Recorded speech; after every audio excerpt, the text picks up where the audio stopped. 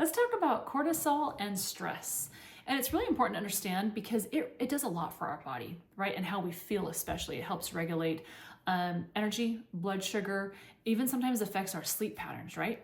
So our body is very tough, but it also is a little bit wimpy in the sense that it can't handle stress, very high stress, for a very long time period before things start to shut down. And so it's really important to understand, okay, what really is stress, cortisol, how does it impact my body? Why do I need to be aware of how to manage it?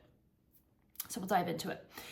First, I don't want to miss these. There's 5 things. I'm going to read them to make sure you get them all. Stress and cortisol and how they impact your body. Okay, 1 is fat storage. Just a little bit surprising, but it's a hormone, so we got to understand how that works. High cortisol signals your body to store fat, particularly around the abdomen sometimes.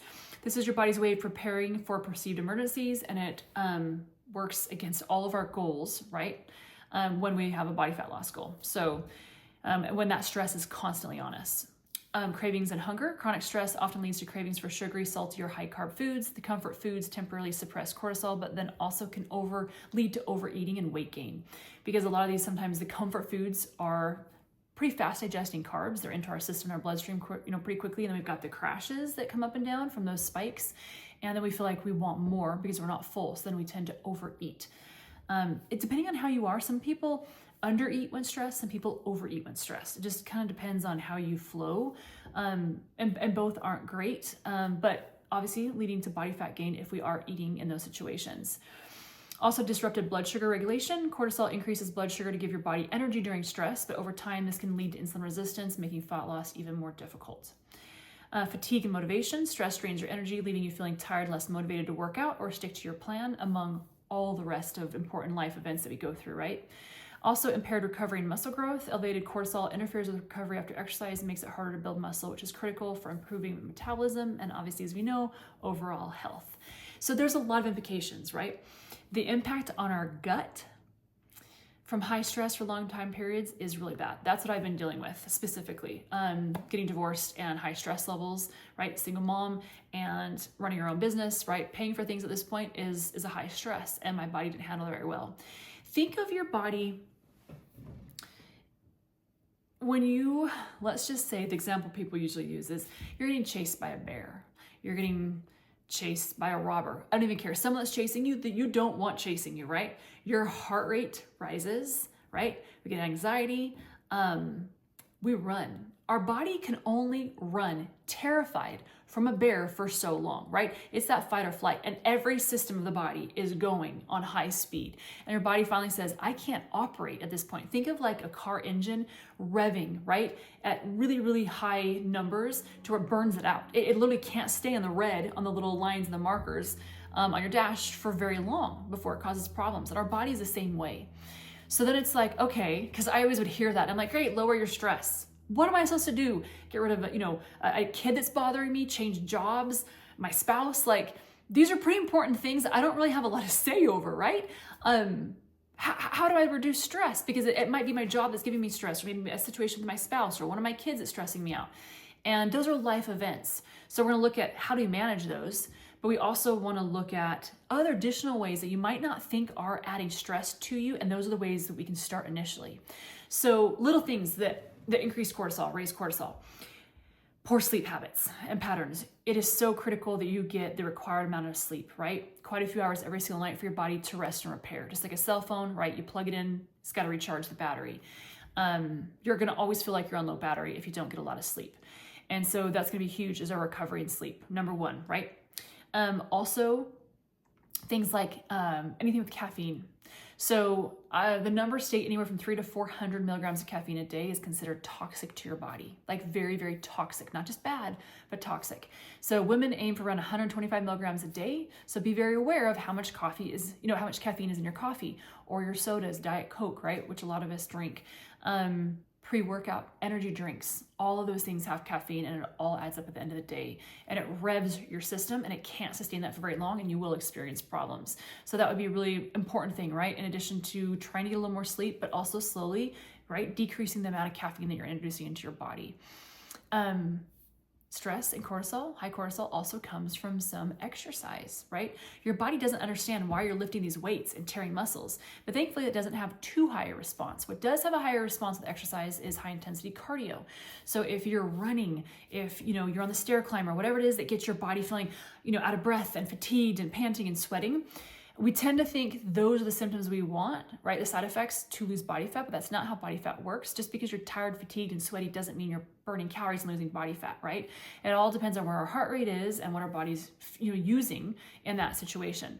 And so it also, when we are running or on the stair climber or elliptical, anything that's high, heart rate, also increases cortisol, and that's going to be really harmful to the body if you're doing it over and over and over, in addition to everything else that is raising your cortisol. So again, everything in moderation, right? We just do the very best we can, but do know that a lot of high intensity cardio does raise your cortisol, which can inhibit fat loss, which is the opposite of what we're wanting when we're doing it. So I always tell people, do cardio, right, for heart health, for muscular endurance. We enjoy it, all of those benefits, but don't overdo it, because the negative effects of cortisol and stress on your body can also be challenging, especially perimenopause and menopause. They always reduce the amount of cardio. I'm not talking about walking or even on an incline walking, but anything that raises that heart rate.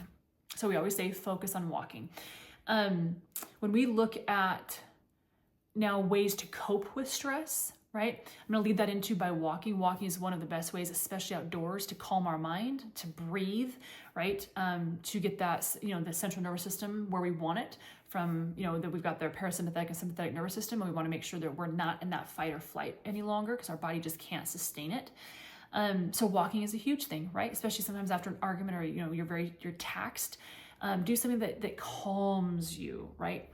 One of the number one things you can do is breathing. Right? There's lots of different types of breath work, box breathing, 4-4, lots of different things, because that's what controls your nervous system. So we need to get everything calm. Think of, I always go to analogies. Think of like a super hyperactive 2 or 3-year-old just bouncing off the walls all over the place, right? We're thinking of all the ways we can get the kid to calm down, so he just sits on the couch and reads a book, right? He'll just calm, he or she, right? We need your body to calm. So breath work is one of those main ways you get the body to say, hey, I don't need to run around anymore. My body is safe, it's protected. Cortisol levels can come down, and breath work is one of the best ways to do that. You can also end your shower, the last minute of your shower, on as cold of water as you can tolerate, or the shower goes. That's why ice baths are so fantastic. In addition to many benefits of ice baths, I use them because it helps me regulate my breathing. So I go at 36 degrees for 3 minutes or a little over, and to do that, it's all about breath work, right? You have to breathe and time it.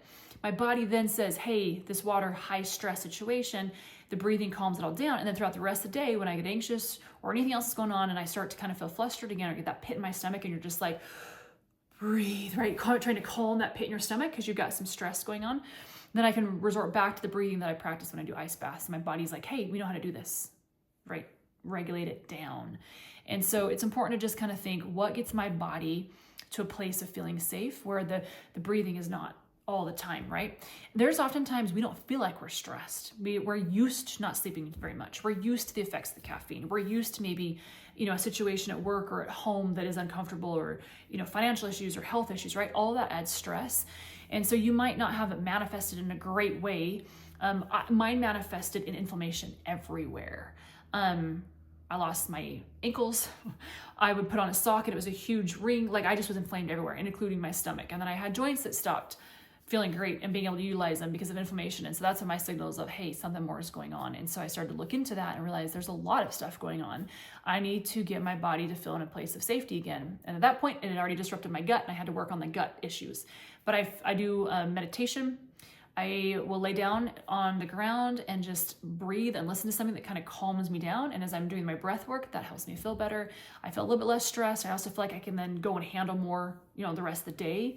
I find that lifting for me, not high intensity cardio that raises the heart rate very much, but lifting very slow and controlled is the best way I can decrease my stress. I start my day with that. It gets me going. I feel like I'm accomplishing something. I get my anger out, my tears out. I've cried so many times in the gym. I think most of us have. If you've gone through something big, and then I feel better. So you just need to find what works for you, whether it's meditation or yoga, being outside. Maybe you get recharged being with your kids. But it is important. Number one is breath work. practice that for just a few minutes, beginning or the end of the day, whenever you feel like you need it, and get the body calm again. Journal, right? And anything, gratitude journal, in any way that we can help focus on positive and reduce that stress, because like we talked about, there's the beginning, there's a lot of impacts that it can have on the body. And we want to feel the very, very best that we can. Because when we feel well, right, we show up better for our spouses and children and employees and friends and everyone around us. But then our bodies respond, right, in a great way with healthy energy, clear mind. And then also when the hormones are regulated properly, we can, burn and use body fat and reach the goal of body fat loss, but also putting on some amazing muscle. So it's just important to understand that everything going on around you does impact your hormones and how you feel and how you process things, and your body kind of trying to keep you safe through that and regulating it. And so we need to do what we can to minimize the stress, right? Relationships and work, I understand that's a little bit tougher, do what we can, but there are those little things on the fringe that also increase and add to it that are important to watch. So hopefully that helps.